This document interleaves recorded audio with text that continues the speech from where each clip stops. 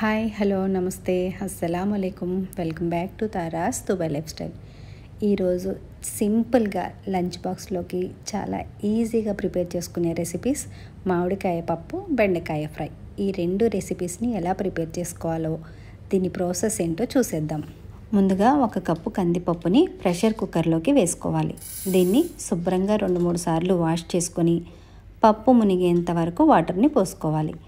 Lunch బాక్స్లోకి prepare చేస్తున్నాం కాబట్టి ప్రెషర్ కుక్కర్లో అయితే చాలా త్వరగా అయిపోతుంది. ఇప్పుడు దీంట్లోకి 1/2 టీ స్పూన్ పసుపు, పొడవుగా కట్ చేసుకున్న ఉల్లిపాయలు, ఒక 3 కట్ చేసుకున్న పచ్చిమిర్చి, పప్పుకి సరిపడేంత పులుపు ఉండే మామిడికాయ ముక్కల్ని తీసుకోవాలి. నేను మీడియం సైజ్ మామిడికాయనైతే ముక్కలుగా కట్ చేసి వేసాను. మీరు మీ రుచికి తగినంతగా పులుపుని అడ్జస్ట్ చేసుకోండి. ఇప్పుడు స్టవ్ ఆన్ చేసుకొని కుక్కర్ని స్టవ్ పైన పెట్టుకొని 4 విజిల్స్ వచ్చేంత వరకు ఉడికించుకొని స్టవ్ ఆఫ్ చేసేసుకోవాలి. ఇది ఉడికేలోగా నేను బెండకాయ ఫ్రై కోసం బెండకాయలను అయితే కట్ చేసుకుంటున్నాను. బెండకాయలు అంగుళం అంత ముక్క ఖచ్చితంగా ఉండాలి. అలా ఉంటేనే ఈ బెండకాయ ఫ్రైకి చాలా బాగుంటుంది.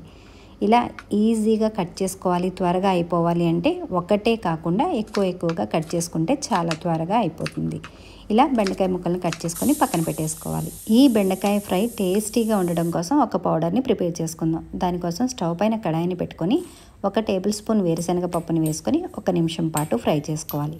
ఇది కాస్త ఫ్రై అయిన తర్వాత దీనిలోకి 1 టేబుల్ స్పూను పచ్చిశనగ పప్పును కూడా వేసుకొని ఈ రెండింటిని కలిపి మరొక నిమిషం పాటు ఫ్రై చేసుకోవాలి. ఇవి కాస్త ఫ్రై అయిన తర్వాత 1 స్పూను తెల్ల నువ్వులను కూడా వేసుకొని వీటన్నింటినీ కలిపి లైట్ గోల్డెన్ కలర్ వచ్చేంత వరకు ఫ్రై చేసుకోవాలి. ఇలా ఫ్రై చేసుకున్న దీన్ని స్టవ్ ఆఫ్ చేసుకొని చల్లగా అయ్యేంత వరకు పక్కన పెట్టేసుకోవాలి. ఇది చల్లగా అయ్యేలోగా బెండకాయ ఫ్రైని ప్రిపేర్ చేసుకుందాం. దానికోసం స్టవ్ పైన ప్యాన్ని పెట్టుకొని 3 స్పూన్ల ఆయిల్ని వేసుకోవాలి. ఆయిల్ హీట్ అయిన తర్వాత 1 టీ స్పూను ఆవాలు, 1 టీ స్పూను పచ్చిశనగపప్పు, 1 టీ స్పూను మినపప్పుని వేసుకొని కొద్దిసేపు ఫ్రై చేసుకోవాలి. ఇది కాస్త ఫ్రై అయిన తర్వాత దీనిలోకి పీల్ తీసేసిన ఒక 10-11 వెల్లుల్లి రెబ్బలు, 1 టీ స్పూను జీలకర్రను కూడా వేసుకొని 1 నిమిషం పాటు ఫ్రై చేసుకోవాలి. ఇది కాస్త ఫ్రై అయిన తర్వాత దీంట్లోకి 2 రెమ్మల కరివేపాకుని వేసుకొని ఒకసారి కలుపుకోవాలి.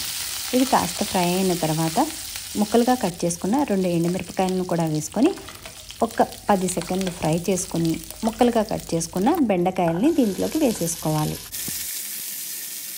ఒకసారి కలుపుకొని 1/2 టీ స్పూన్ పసుపు, రుచికి సరిపడేంత సాల్ట్ని వేసుకొని అంతా బాగా కలిసేలాగా ఒకసారి కలుపుకొని మూత పెట్టేసి ఒక 5 నిమిషాలు లో ఫ్లేమ్లోనే కుక్ చేసుకోవాలి. ఇది ఫ్రై అయ్యేలోగా ఫ్రై చేసుకున్న ఈ పప్పుల్ని ఒక మిక్సీ జార్లోకి వేసుకొని మెత్తగా పౌడర్లా చేసుకొని దీన్ని పక్కన పెట్టేసుకోవాలి. ఇప్పుడు బెండకాయ ఫ్రైని చెక్ చేసుకుందాము. 5 నిమిషాల తర్వాత చూడండి, బెండకాయ మరీ సాఫ్ట్గా అయిపోకూడదు, అలా మరీ హార్డ్గా కూడా ఉండకూడదు.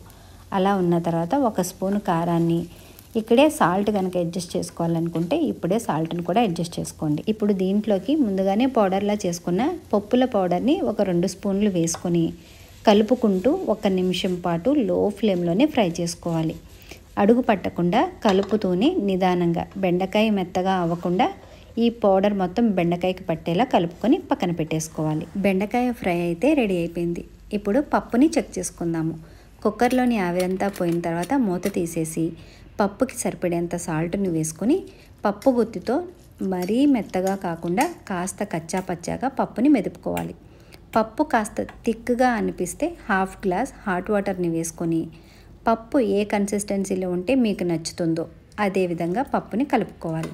కాస్త మరీ పల్చగా కాదు, మరీ చిక్కగా కాకుండా ఉంటే నాకు ఈ కన్సిస్టెన్సీ అయితే నచ్చుతుంది. ఇప్పుడు ఇలా కలుపుకున్న దీన్ని పక్కన పెట్టేసుకోవాలి. పప్పు కోసం తాలింపుని ప్రిపేర్ చేసుకుందాం. స్టవ్ పైన కడాయిని పెట్టుకొని 1 స్పూన్ నెయ్యి అయినా పర్వాలేదు, ఆయిల్ అయినా పర్వాలేదు. పప్పు తాలింపులోకి నెయ్యి అయితేనే టేస్ట్ చాలా బాగుంటుంది.